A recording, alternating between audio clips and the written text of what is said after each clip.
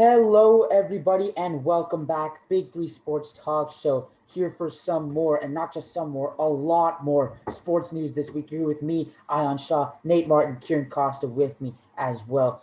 We have so much to talk about, so I'm not even going to make much of an intro. I'm kicking it right to Nate. Nate, what do you have for us? Busy week in sports. But yeah, this day in sports history, San Francisco Slugger, Bay Area legend, and one of the greatest players in baseball history, Barry Bonds, breaks the MLB career home run record of 755, that legendary 756 figure. Forever an icon of the game. Kieran, I know you have some thoughts on this, so would you like to share? Not really so much, though. I don't think we can take into account the steroid era as truth in the record books. I still think of Hank Aaron as the player who has hit the most home runs in baseball history. Like Roger Clemens, no one thinks of him as like the best pitcher of all time I think it's because he important was to in the say. steroids era. I think it's important to say that, like, in the steroid era, when like all these guys, like Maybe he's the GOAT of the steroid era. and I think that Definitely. I don't think that's a maybe. I think that's a clear yes. And I couldn't name you someone as dominant as Bonds in the steroid era, besides maybe A-Rod, or like maybe A-Rod was the back end of the steroids era, like McGwire and Sosa. McGwire and Sosa. Old Summer of Love. I think McGwire, Canseco as well would be maybe up there. But there's an asterisk next to all those names because of the steroid era. and yeah, it is an asterisk, but like still, he was hitting home runs. So he was absolutely hitting them out of the park like every single night. Basically, he made baseball We extreme happily asterisk the Astros for cheating. Why don't we asterisk these players? because everybody was doing it. That's like I that's like putting an asterisk on all the pitchers this season because they all used illegal stuff. But we're not going to do that. Was legal before that, and not like everyone. Steroids were legal at one point. Yeah, but not really. Never to this extent. But moving on to player of the week, Anthony Rizzo, the former Cub first baseman, 2016 World Series champion, traded to the Yankees for a couple prospects, and my God, has he been great in the Bronx 6 games, an RBI in each 6 games, 8 runs, 400 batting average, 850 slugging. My goodness, has he boomed in the Bronx, primed the Yankees for a playoff push. He actually just hit a 421-foot homer. He hit another bomb today. First Yankee player to have an RBI in his first 6 games on the team. You love to see it for Tony Rizzo back in the Bronx. We'll get back to to Anthony Rizzo along with many of the other players who were traded at the deadline in a bit, but let's go right into some more international sporting news. Let's start off with cricket, which is back in full swing. No pun intended here at the beginning of August. Kieran, what's the news? India is touring England. Day 1 of Test 1 from Nottingham. England bowled out for 183, and what a performance from the Indian bowling. Bumrah takes 4 with an economy of 2.22. Shami takes 3. Siraj takes 1. Thakur takes 2 to bowl out England for 183. And Rohit Sharma and KL Rahul block out 79 balls to finish the day 21 without loss. So they come back tomorrow, India primed to take a steady advantage here. Hopefully go big, declare at the end of the day, make sure to get England's 2 innings in, because England. But elements always play a key factor. We don't want rain getting this match into a draw, especially with India in the driver's seat early. And I think this is really encouraging for Indian fans out there, just because it proved that their blowout of England in the Test series in India wasn't just a one-off. It wasn't just because of the pitching surface. These Indian bowlers are dominating on England's home grass, and it's really good if you're a fan of India cricket. I saw a lot of comments on like Twitter about a lot of England fans were so mad, and they said, now we're gonna show who's really the better team on a real surface, and Indian bowling proved them wrong in the first two sessions of day one. It's very concerning if you're an English cricket fan, because usually, England's got some of the best bowlers in the world. They're playing on their home grass, and they're not able to get anything done. Yeah, no, but England prides himself on their batting. They stack their lineup so deep, full of batsmen, and really not focus on bowlers. And Lawrence and Butler go for consecutive ducks along with their opener Burns. That can't happen. Yeah. Also important to mention, Bangladesh leads 2-0 in a T20 series against Australia. Pretty concerning as well if you're an Australian cricket fan, although a second-tier Australia team, but still. They still got a couple of main guys in there. Hazelwood comes to mind. He had a great I call them the B.5 team. They're not the full B team, but definitely not the main squad.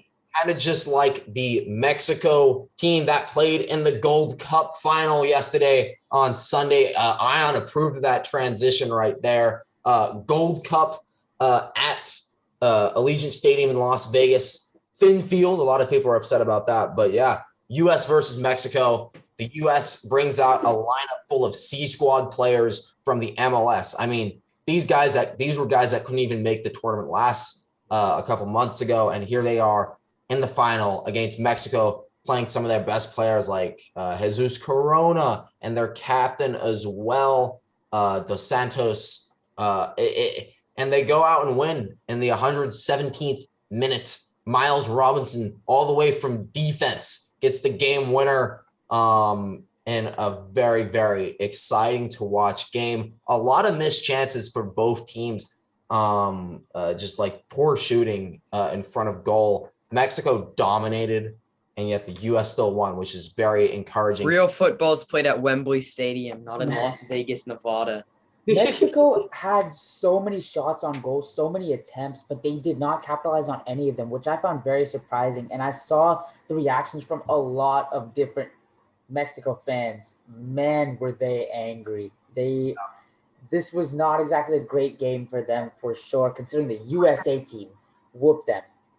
I'm surprised the Mexico coach has not been fired yet, because this is 2 straight tournament losses to your arch rivals, a country that doesn't really pride itself on its soccer. Mexico does, and they've been dominating CONCACAF for what seems like forever. We might be in line for a changing of a guard. This summer has proved that the U.S. are a dominant force, and let's see if that will that will fly over into World Cup qualifiers. A lot of the games will be played in areas with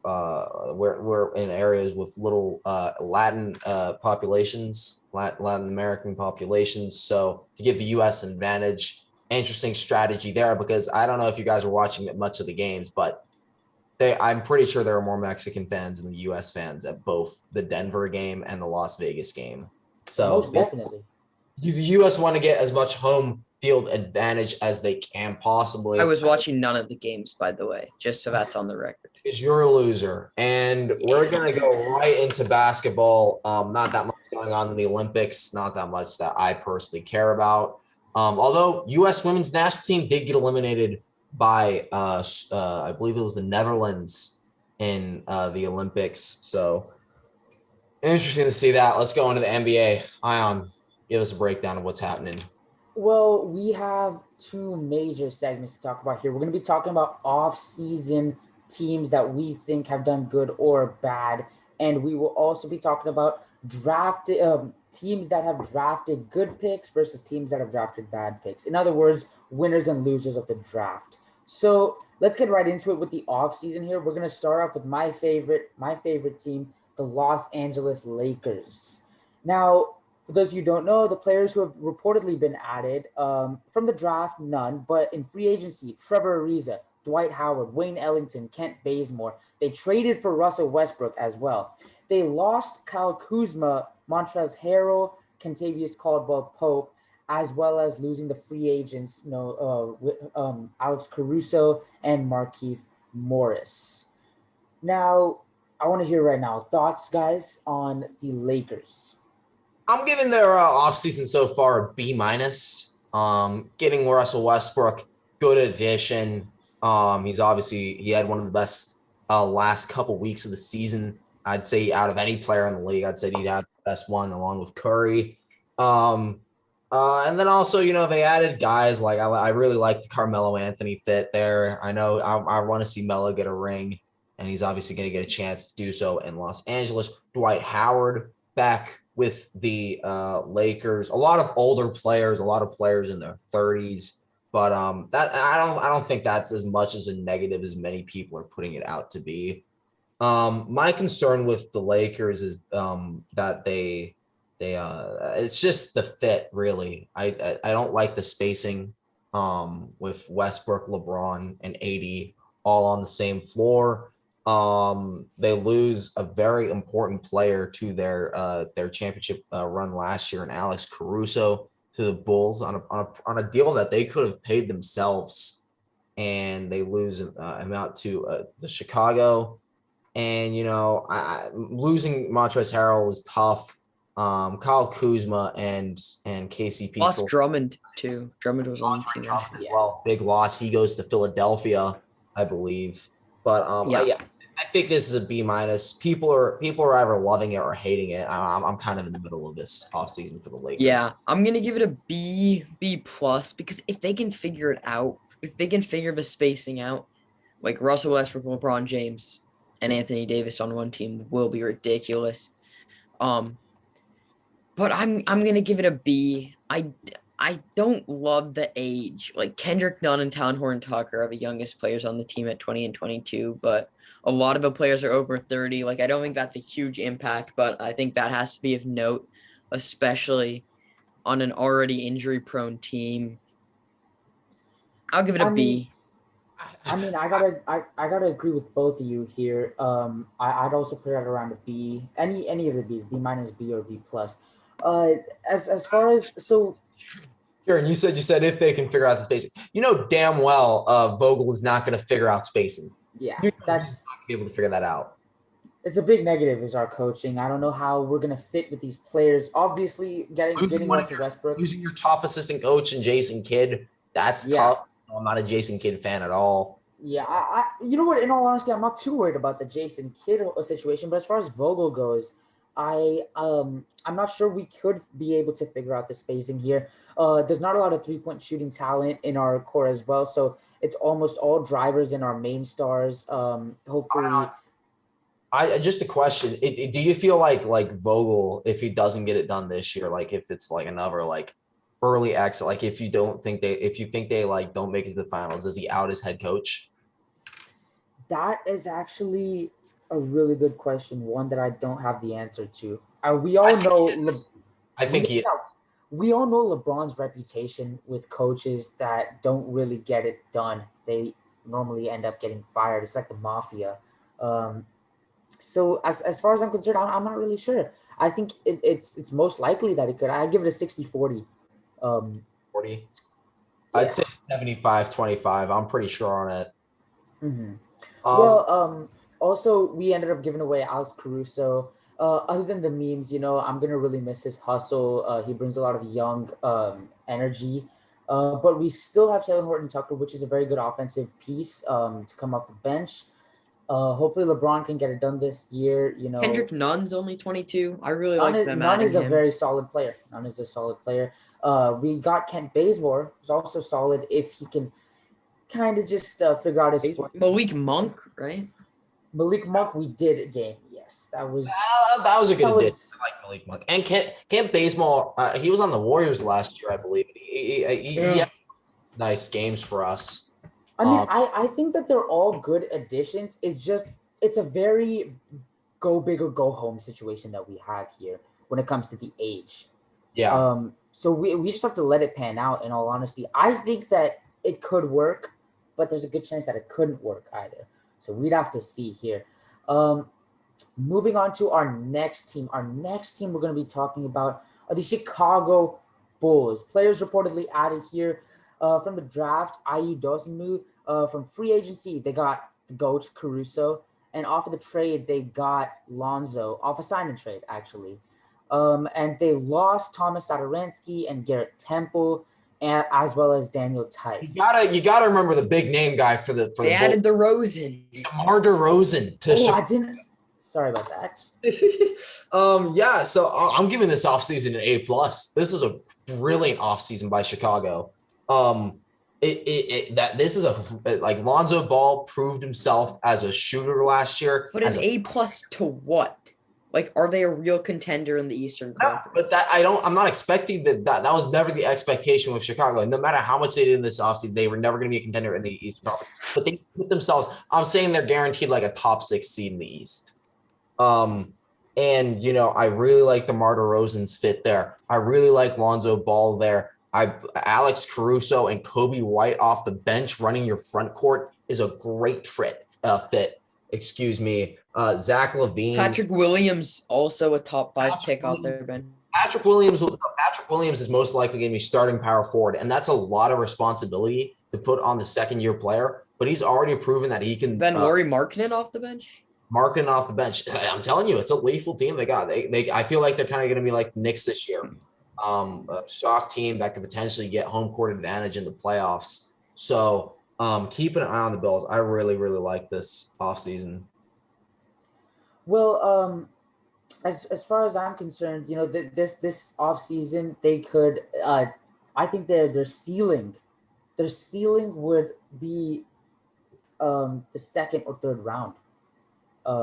I believe so. I think that the Bulls, they need their players to gel this year. This is more of a test year until next year where they can really start to get serious. DeRozan, obviously amazing player. He was super underrated in my opinion when he was on the Spurs. I think he should have been an all-star.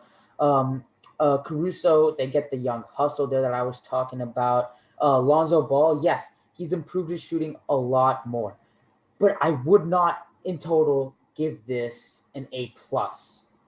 I'd give this an A- to a B+. Yeah. It kind of ranges there. Depending on if they sign another star, to the point where their ceiling for me, in my opinion, could be a first, could be the maybe even the finals or the conference finals. I think that for now I'm going to stick it to a B+ or an A-. Kieran, what do you Okay, as just a pure off season, it's an A+ off season. You added so many stars, but is it enough to be even in a conversation to be a contender in the East? I'd say no. That wasn't the goal of this offseason. I feel like they just wanted to strengthen their team because they feel like they have the Zach LaVine's about to enter his prime. He had a great year last year.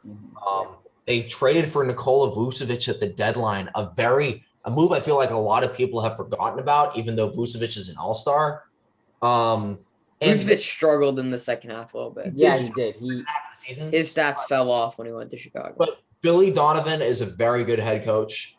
I'm sure he will figure it out. He's got a lot of options to work with, a deep roster. And I think this is gonna work out for the Bulls. I don't know if I agree with Ion on like a conference finals type of thing, but I'm saying their ceiling is a competitive second round matchup with a 1 seed. I could agree with that. Yeah, that sounds solid. Let's move on to another team that made the other team that made the big name signing of free agency, which is the Miami Heat. I added Kyle Lowry in a major signing trade. They also added PJ Tucker, an underrated move. I really like that one.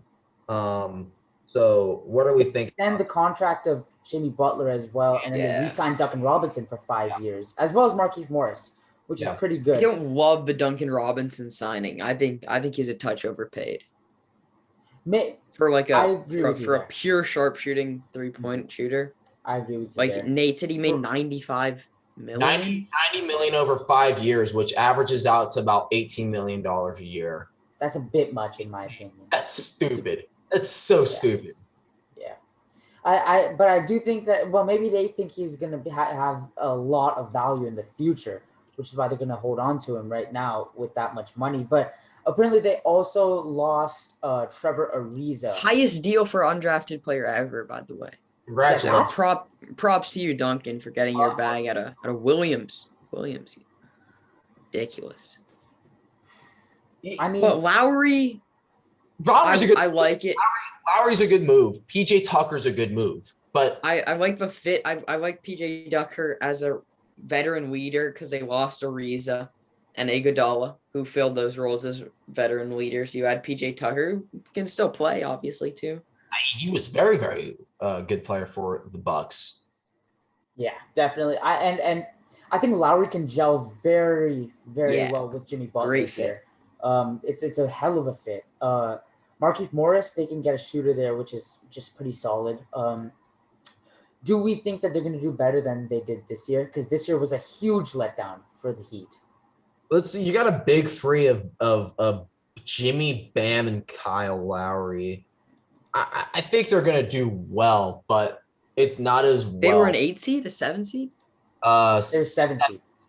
No, They'll do better. they were 6 seed. They were A 6 seed. But they exited first round out of a sweep. Sweep against to the eventual champion. The East is getting really competitive now. You have teams like you have traditional teams like the with their big name players like the Nets, the Bucks. the Sixers. Then you also have teams coming up like the Knicks, the Hawks, the Heat, Bulls.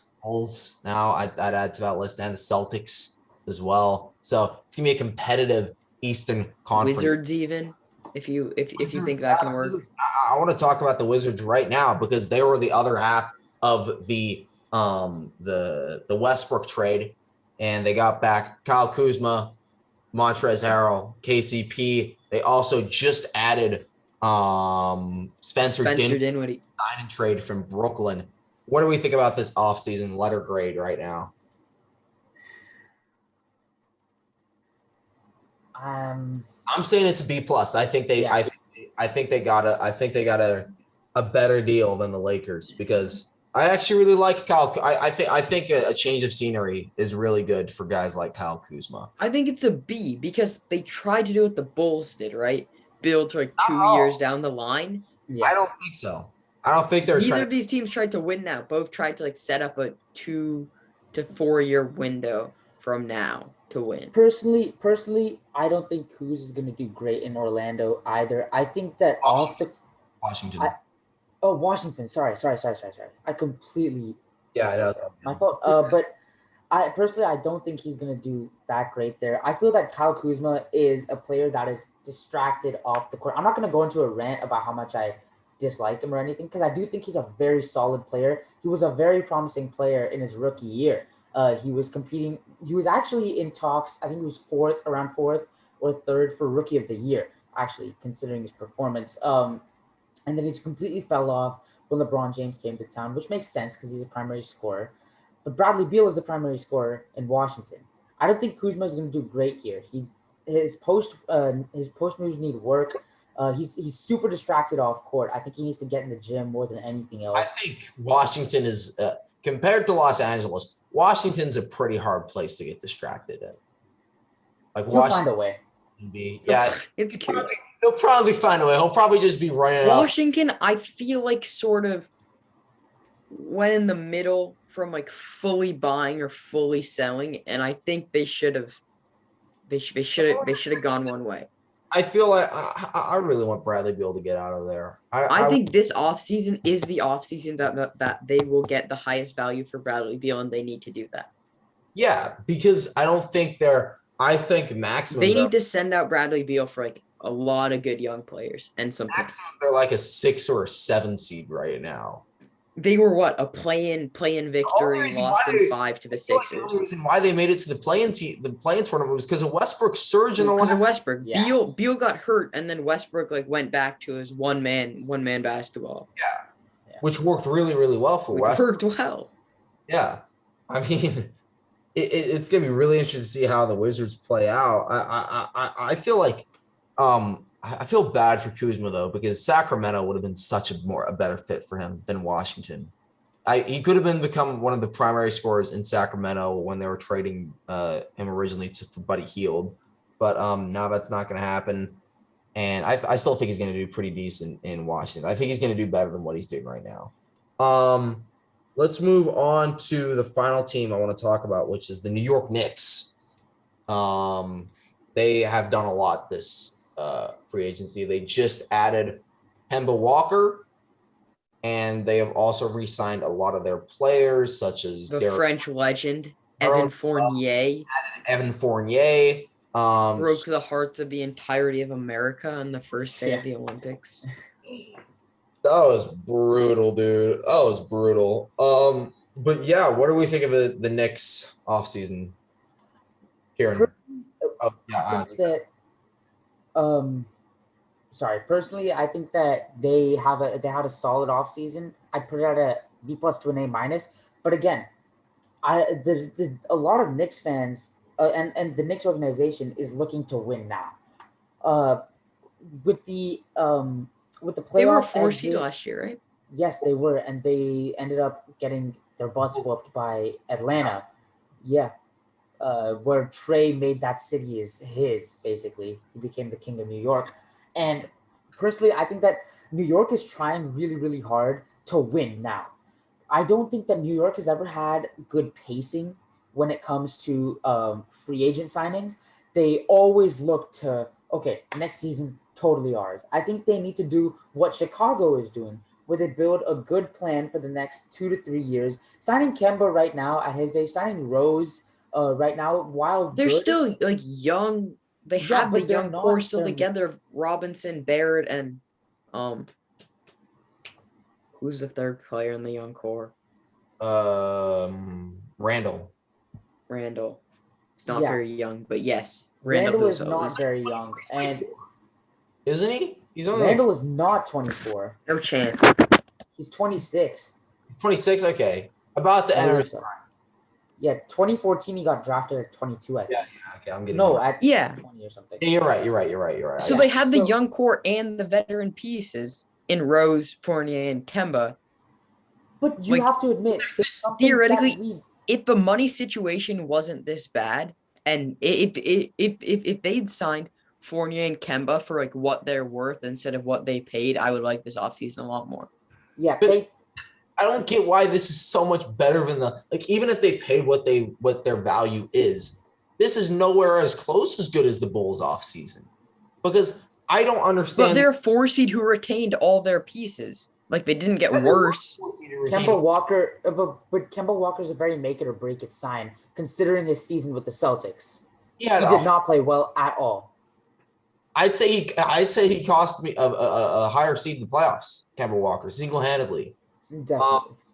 And I don't know how much I can trust some of these players to run it back the way they will. I don't know how much I can trust that bench to come up the way they did sometimes.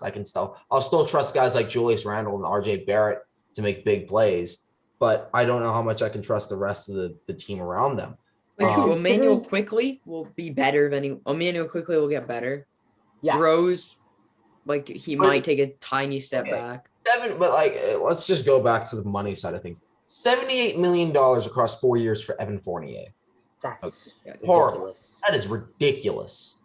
Yeah. Third, I think it was. Let me see if I can find this again. It was it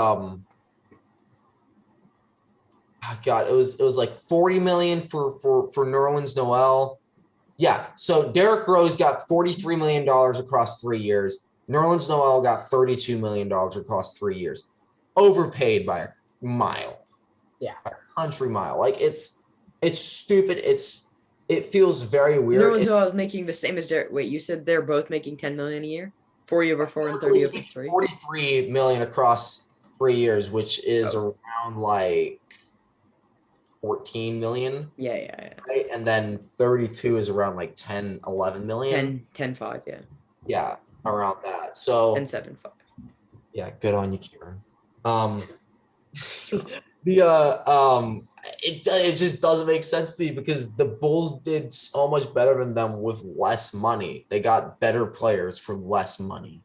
And New Yorkers are very ambitious about their sports teams. They have such high hopes, and these Just high ask Kieran as a hopes. Yankees fan.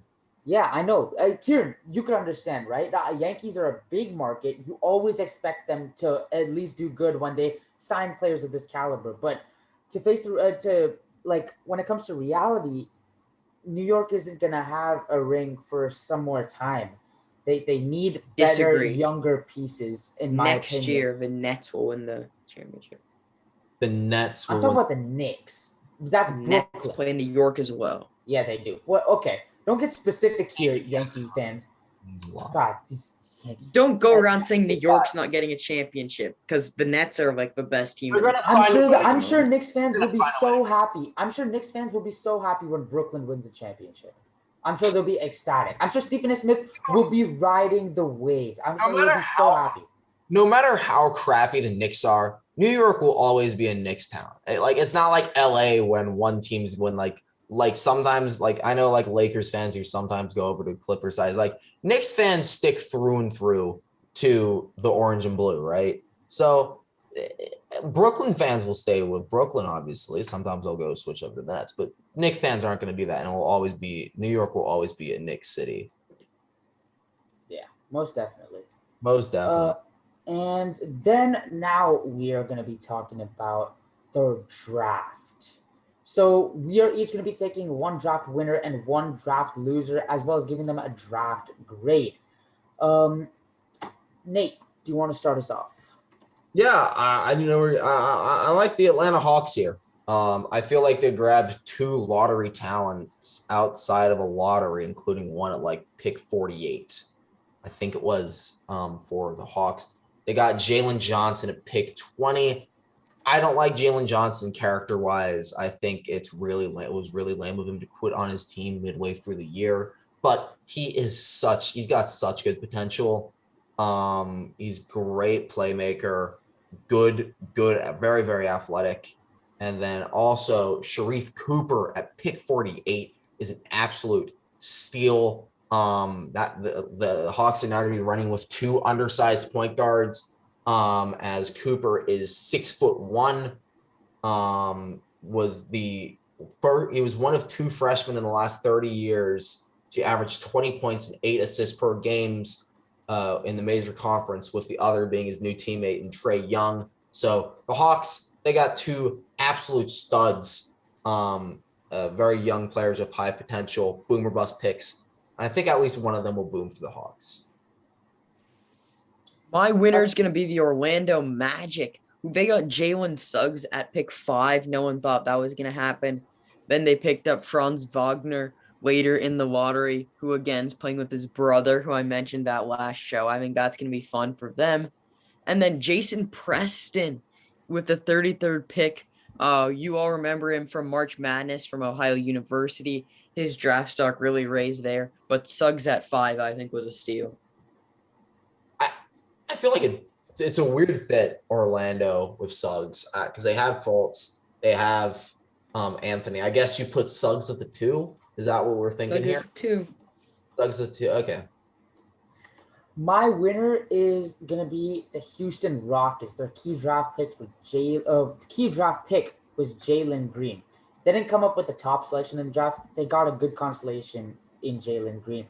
Really athletic, one of the highest scorers in this class. He should. Hopefully, he will make an immediate impact. I mean, Sengun slipped to 16 as well, so they were able to pick him up, which is actually a smart move here. And then they also landed Usman Garuba, who I think is kind of an okay pick. He's pretty undersized for a center, but I still think that he's gonna be pretty solid. So this was a great draft in my opinion for the Rockets. I think the grade I'd give them is an A. I'd give the Hawks an A. I'm assuming Kieran's giving the Magic an A. Yeah. Yeah. Moving into the losers, Nate, start us off there. This one hurts to say, but I have the Golden State Warriors as losers, and quite big ones at that. They took Jonathan Kuminga, the 7th overall pick from the Minnesota Timberwolves. And Kuminga, has potential to be a top 3 player in this draft class, but it's all about the potential with him. He needs a lot of time to develop. Very, very raw player, and the Warriors just don't have that time. I was a bit more of a fan of the Moses Moody pick. I actually really wouldn't mind him at 7 for the Warriors, but the board did not go the way that they wanted it to, as the Warriors reportedly were eyeing Chris Duarte at pick 14, but the Pacers grabbed him 1 pick earlier. I think Ion's going to go a little bit more into that, but it's just a really disappointing draft because Moses Moody is going to be a good player for the Warriors because he can step in and guard players right now, right away, play defense off the bench.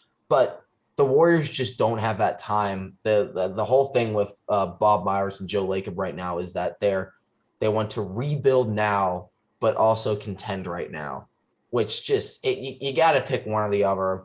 And I feel like the Warriors need to be in a contention mode. They haven't shown that not only in the draft, but they have not shown that in free agency. They've only added 2 guys, and Otto Porter was a cool pickup, but like he's not going to win you a championship. So it's a lot of pressure on the Warriors next year to do well, and I don't think these draft picks are going to help them. It's a fair take. Kieran, who do you have for your loser? Sticking with Nate's theme of picking your favorite team as a loser, the Minnesota Timberwolves selected 0 players in the 2021 NBA draft. And that is because they played 4 games over 500 basketball for the last month of the year for no reason at all. We were on pace to stay in the top 3, keep our pick, get Jalen Green, the future's revamped, but then we catch fire with Jared Vanderbilt and no other players I can name, Jordan McLaughlin or whatever his name is. We lose the pick. The Warriors don't do very well with it, as Nate said. No picks, no future. It's not looking good in Minnesota. I think if the Warriors can develop Kuminga and Moody and Wiseman, this will be genius because all 3 of them have all-star potential. But so much question. Sorry, I didn't mean to interrupt you there. I'm just thinking out loud. It's a mess in Minnesota. Okay, come on, Kieran. Let's be honest here. When is it not a mess in Minnesota? I still stand by the take that is the most depressing franchise in sports history. What is your outlook? What's your positive outlook on this whole situation? On the dumpster fire that is Minnesota. Trade Karl-Anthony Towns for some prospects, maybe a couple first rounders. So you're gonna give up on Cat? He gets a ring finally. We should trade him to a contender, win in 2028. That's depressing, tough, man. It's brutal. So depressing. You think they'd be able to put out a fire pretty quickly in Minnesota, but I guess not. I blame Jimmy Butler. Can't blame Jimmy Butler. Yeah, you can. Okay, well, my draft loser this year was the Pacers. I'm going to get into this here. The key draft pick, Chris Duarte. So this was, okay, it's not a totally awful pick. He's a very solid player, and he'd be good on any other team. He will not fit in with the system in Indiana right now. He's not exactly as young as some of the talent in the draft.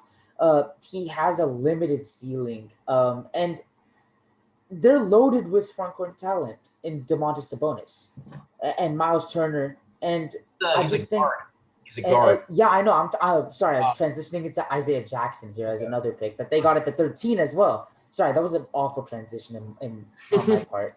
But I think that Jackson was also far from a need. They don't need him. Duarte won't fit in. Jackson was far from a need. Maybe they can use them as trade pieces, unless they actually want to develop these players. I don't think that this was a super wise choice from the Indiana office. So I'm gonna give them I'll give them a C+. I'll give them a C+, just because of Duarte's talent. I'll give him a C+. Let's move on to some Major League Baseball. I'd say the most exciting trade deadline the league has ever seen.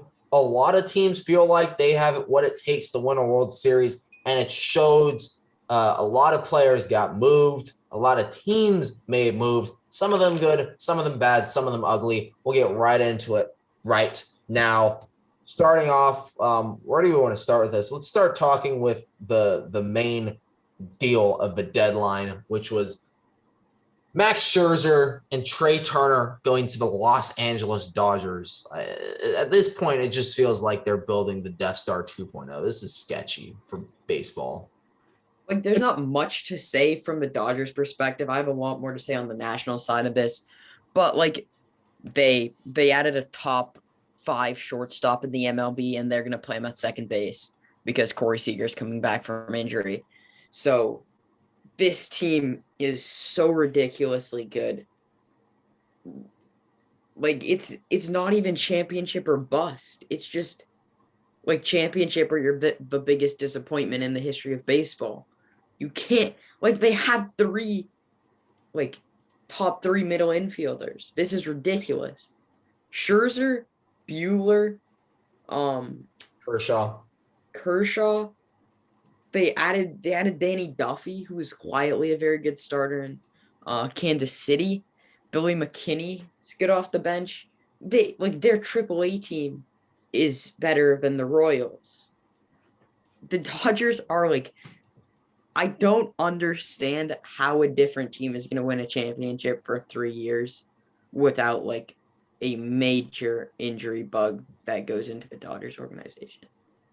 Yeah, I mean, they have 2 Cy Young winners, 3 if you're counting Bauer. I mean, and Bauer's never going to pitch again. Yeah, it's gonna be interesting. I'll imagine if this team still had Bauer. Dude, would they have made the move for Scherzer if they still had Bauer? Probably not, right? Probably not. They would have. They probably wouldn't have. Yeah, they probably would. They would have called it. They would have called about it, right? So, they would have made like 3 other moves though. Yeah, and I want to parlay that into both the Dodgers. For the Nationals, I love their trade deadline.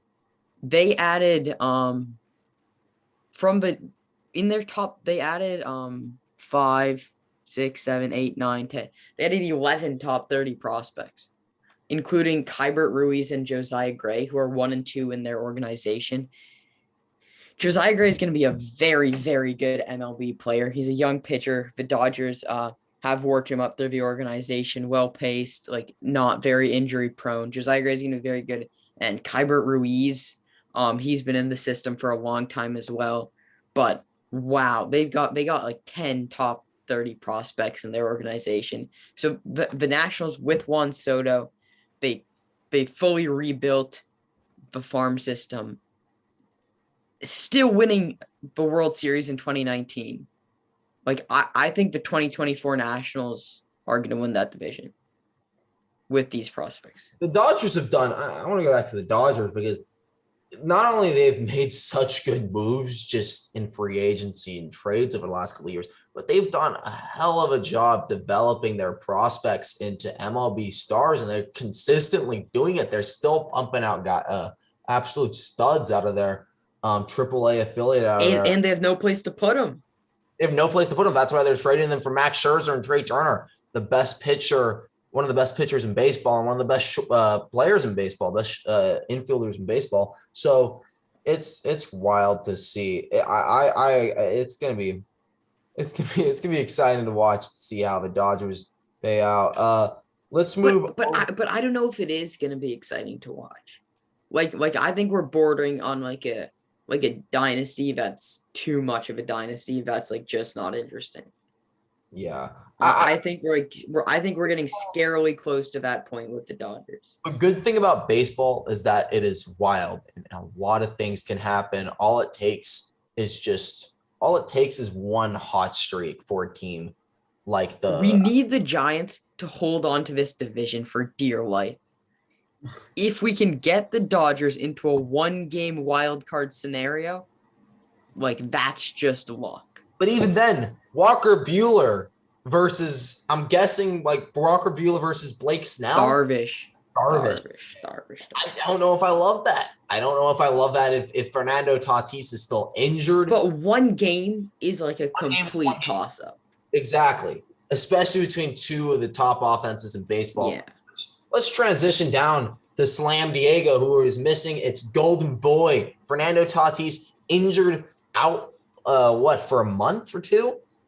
Is that what this could be season ending. He could be back in a month. Jury's still out on Tatis's injury. Definitely is what we'll say. But it was a pretty disappointing deadline from the So Padres. I have two very different thoughts on this. The Adam Frazier pickup is so underrated. Adam Frazier is such a good second baseman, and he got no love because he was in Pittsburgh, and no one knows what happens in Pittsburgh because it's Pittsburgh. It's Pittsburgh. Yeah. But they were very close to getting Scherzer. All the Buster Olney, Jeff Passan said they were very close to a deal. Bat falls through. They go to the division rivals. They didn't do enough to contend with the Dodgers. That story coming out of it was Ken Rosenthal actually who first reported it, wasn't true at all. It was the Padres. The Padres GM said that the last time they talked to the Nationals was the day before that story broke, and that they felt like they didn't have any progress on it. The Giants, on the other hand, did try and contend with the Dodgers with Tony Watson, a left-handed reliever who's had success with the Giants before his second stint with the club. And the big splash minutes before we hit 4 p.m. Eastern time, KB, the man that can do it all, plays third, left, short if he needs, 2 hits for average, homers, OBP. Chris Bryant, the hero of the 2016 Cubs, comes to the Bay on a pure rental. Will probably leave at the end of this season. But actually, Nate, as our resident Giants fan, what are your thoughts? Well, as far as I can tell, both sides are interested in making it long-term. KB grew up as a Giants fan of Barry Bonds. He might go back to the Cubs. And he also he said he's loved the vibe so far in the Bay. Obviously, a lot can change, but he's proven to be a great signing so far. Hit a home run in his second plate appearance for the Giants. I mean, I wouldn't say he's loved the vibes in San Francisco. He's hitting 160. 160, which isn't ideal. He has but two hits in 5 games. One of them was a home run. Oh, the other one got him. The other one ended up being a run for the Giants. He got on base, and then another player batted in a run against the Diamondbacks a couple nights ago. But I don't know. I like the fit a lot. Hopefully he's gonna be able to get hot again. He was brilliant the first 2 months of his season. Had a cold June. Getting back to normal in July. I feel like how he does in August. I think he'll find it as well. But even then, I don't feel like the Giants gave up that much for Chris Bryant, because Canario, both players were in single A. Canario, who was the Giants' 4th best outfielder prospect, is at least 3 years away from Major League Baseball, and he wasn't having a good year. I think he's playing in San Jose for the San Jose Giants. So a good deal for the Giants there. Let's move on to another player that the Cubs traded, and this is one that Ion called, Javi Baez, to the Mets. Good job. Let's just take a moment to clap it up for Ion Shaw. My goodness. A guy who hasn't talked for once in this baseball segment, and he calls one of the biggest deals of the day. I mean, what can I say? When you got it, you got it, you know? I mean, I've tried to teach these guys, but you can't work with them, you know? And I've been saying this for so long. I am a fortune teller, you know? I don't even know what I'm saying right now. Okay, yeah, I totally called that, but I'm going to be completely honest with the listeners here. I did reference a website, but I made the call, and Kieran made fun of me during the show because he's mean and he's from New York and nobody likes New York. But, you know, I got it right. So, you know, just Kiss my ass. You give But give him his roses. I hate the signing. Is Javier Baez what they need? No, it is not. They needed rotation help. What did they get? A flashy, poor defending shortstop. Don't they already have Like- a flash for defending shortstop? Lindor is a very good defending shortstop. Okay. But yes, the Lindor injury has been pushed back a bit more. You hate to see that. Big fan of Lindor. But I mean, I didn't love, they didn't really make another acquisition. They added Rich Hill. They added Rich Hill from the Rays. That's not the upgrade they needed in the rotation. Last Cubs player, Rizzo, goes to the Yankees. The Yankees also had Joey Gallo, Andrew Heaney, Clay Holmes. I love that. We're gonna push. We're gonna get that second wild card spot and then lose to the Red Sox in the game. At least we're gonna get there though. And one last trade that I want to mention, which is a terrible one. Jose Barrios goes to the Blue Jays for their 2 and 3 players in their farm system. That's a terrible trade. They traded Austin Martin, the number 2 player in their farm system, and Simeon Woods Richardson, the number 3 player, for a rental mediocre starting pitcher. Wow. I also want to mention one more trade as well. Craig Kimbrell to the White Sox. White Sox had a very, very underrated trade deadline. They added the best reliever in baseball right now. He's been absolutely killing it in Chicago and is continuing. Best bullpen in the league easily. I mean, if you're a team in the postseason and you have to face Liam Hendricks and Craig Kimbrell, I'd be pissing my pants. I don't like the sound of that at all. It's very, very frightening. And Ryan Tepera, who's having an outstanding season. Yeah, so a really, really, really exciting trade deadline. And yeah, that'll be today's show. Thank you all so much for listening. For Kieran Costa and Ian Shaw, I've been named Martin. We'll see you next week on the Big Three Sports Talk Show.